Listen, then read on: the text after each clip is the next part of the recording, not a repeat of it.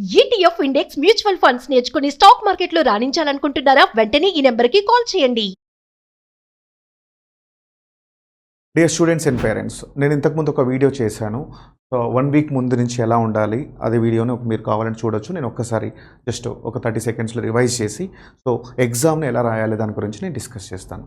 1 week ముందు నుంచి మీరు ఏవి కొత్త చాప్టర్స్ కానీ కొత్త టాపిక్స్ చదవద్దు, కొత్త బుక్స్ కానీ కొత్త వీడియోస్ కానీ ఏవి చేయకండి. మీరు ఇన్ని రోజులు ఏదైతే చేశారో ఆ ఫార్ములాస్ అవ్వచ్చు, ప్రతిదీ కూడా రివైజ్ చేసుకోండి, షార్ట్ నోట్స్ చేసుకోండి. కామ్గా ఉండండి, కాన్ఫిడెంట్గా ఉండండి. స్లీప్ని ప్రాక్టీస్ చేయండి, ఎందుకంటే రైట్ టైంలో నిద్రపోండి అండ్ రైట్ టైంలో లేయండి. 9 to 12 అండ్ 3 to 6 టైంలో బాగా యాక్టివ్గా ఉండడానికి ట్రై చేయండి. అదే టైంలో మాక్ టెస్ట్ రాయమని కూడా నేను చెప్పాను. మాక్ టెస్ట్ రాసిన తర్వాత మార్క్స్తో మీకు సంబంధం లేదు, only error analysis, time management, stress management, ఎక్కడ మిస్టేక్స్ చేస్తున్న వాటిపైన మీరు కాన్సన్ట్రేట్ చేయాల్సి వస్తుంది. తర్వాత పాజిటివ్గా ఉండండి, హెల్తీ ఫుడ్ తీసుకోండి. ఈ 1 వీక్ స్లీప్ ప్యాటర్న్స్ అనేవి చాలా ఇంపార్టెంట్. నైట్ కంపల్సరీగా టైంకి నిద్రపోండి. అండ్ సెకండ్ పాయింట్, రేపు ఎగ్జామ్ అనగా ఒకరోజు ముందు రోజు వెళ్ళి ఒకసారి ఎగ్జామ్ సెంటర్ అదేనా కాదా కన్ఫర్మ్ చేసుకోండి.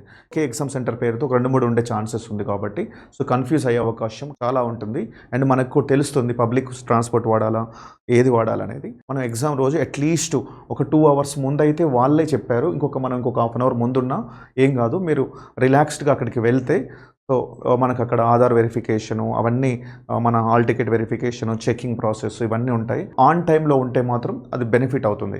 లేదు రష్లో ఉన్నప్పుడు మాత్రం టెన్షన్, స్ట్రెస్ వస్తుంది.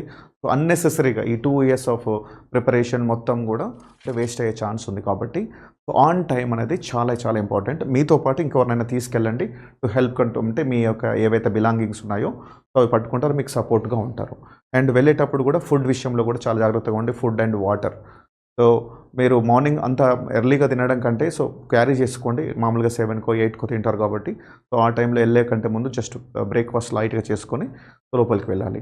అండ్ వెళ్ళేటప్పుడు కంపల్సరీగా ఆధార్ కార్డు ఏదైతే మనం ఐడెంటిటీ ప్రూఫ్ ఏదైతే పెట్టామో అదే దాన్ని మనం క్యారీ చేయాల్సి వస్తుంది. అండ్ ఫోటోగ్రాఫ్ కూడా మనం ఏదైతే అప్లికేషన్ ఫామ్లో ఉన్నామో అండ్ అటెండెన్స్ షీట్ కూడా ఉంటుంది, దాంట్లో కూడా సేమ్ ఫోటో అంటించాలి. అండ్ 2-3 జిరాక్స్లు ఒక రోజు ముందే తీసేసుకొని పెట్టుకోండి. And white transparent pen and water bottle కూడా ట్రాన్స్పరెంట్గా ఉండాలి. ఎలాంటి ఎలక్ట్రానిక్ గ్యాడ్జెట్స్ కానీ ఎలాంటి ఫోన్స్, క్యాలిక్యులేటర్స్ ఏవి కూడా లేదు. అండ్ ఇంకొకటి ఏంటంటే షూస్ కూడా అలో చేయట్లేదు. మళ్ళీ షూస్ మనం బయట ఇప్పేసి వెళ్ళిపోవాలి. డ్రెస్ కూడా నార్మల్గా సింపుల్గా ఉండేటట్టుగా ఉండాలి. అండ్ హుడీ క్యాప్స్, జాకెట్స్ ఇలాంటివి కూడా అలో చేయరు, మళ్ళీ బయట పెట్టాల్సి వస్తుంది. సింపుల్ షేడ్స్ గర్ల్స్ కానీ బాయ్స్ కానీ సింపుల్గా ఉండేటట్టుగా ప్లాన్ చేసుకోండి. అండ్ మెహందీ కూడా వాళ్ళు కొన్నిసార్లు అలో చేయట్లేదు. ముందు ఏదైనా ఉంటే ప్రాపర్గా హ్యాండ్స్ నీట్గా క్లీన్గా ఉండేటట్టుగా చూసుకోండి. ఇవి చిన్న చిన్న విషయాలు. ఎందుకంటే అక్కడికి వెళ్ళిన తర్వాత ఇబ్బంది పడే ఛాన్స్ ఉంటుంది కాబట్టి చెప్తున్నాను. ఫొటోసు, ఆధార్ కార్డు అంటే ఏదైతే మనం ఐడి ప్రూఫ్ ఉందో అవి, అండ్ అడ్మిట్ కార్డు, ఒక 2-3 అడ్మిట్ కార్డ్స్, వీలైతే కలర్ ప్రింట్ తీసుకోండి. ఎందుకంటే కొన్నిసార్లు బ్లాక్ అండ్ వైట్ అడుగుతున్నారు, కలర్ అడుగుతున్నారు. లాస్ట్ టైం కలర్ అడిగారు కాబట్టి అవి కూడా ఒకటి తీసేసుకొని పెట్టుకోండి, ఒక రోజు ముందు రోజే తీసుకొని పెట్టుకొని ప్రాపర్గా నైట్ కామ్గా హెల్తీ ఫుడ్ తిని హ్యాపీగా నిద్రపోండి. ఎంత స్ట్రెస్ అనేది లేకుంటే అంత మంచిది.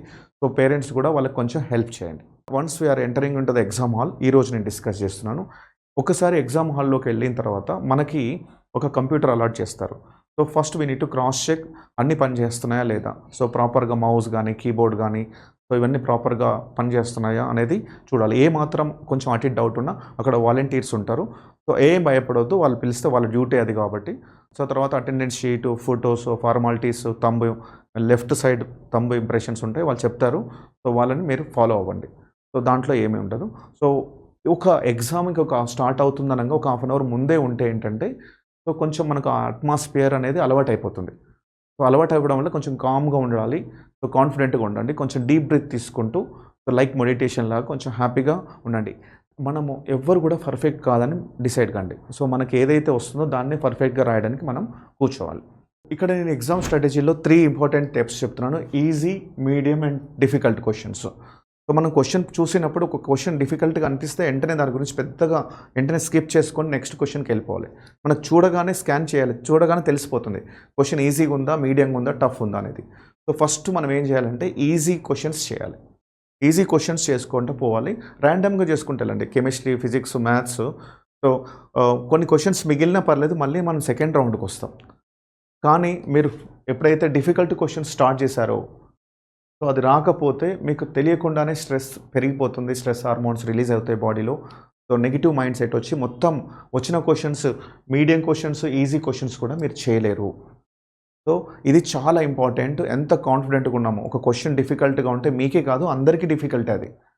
కొన్నిసార్లు మనం ఇప్పుడు నార్మలైజేషన్ ప్రాసెస్ ఇవంత పర్సంటైల్ ఉంది కాబట్టి సో పేపర్ ఎలా వచ్చినా ఎక్కువ నెగిటివ్ మార్క్స్ చేయకుండా కాన్ఫిడెంట్గా, కూల్గా మీరు కనుక చేయగలిగితే సో మీకు 100% రిజల్ట్ వస్తుంది. సో వీటిపైన ఫోకస్ పెట్టండి, కామ్గా ఉండండి. సో క్వశ్చన్స్ని నేను చెప్పిన ప్యాటర్న్లో సో ప్రాపర్గా చేస్తే ర్యాంక్ వచ్చే అవకాశాలు చాలా ఎక్కువగా ఉన్నాయి. సో ఈ విషయాల్లో మీరు ఫాలో అవుతారని ఆశిస్తూ థ్యాంక్ యూ.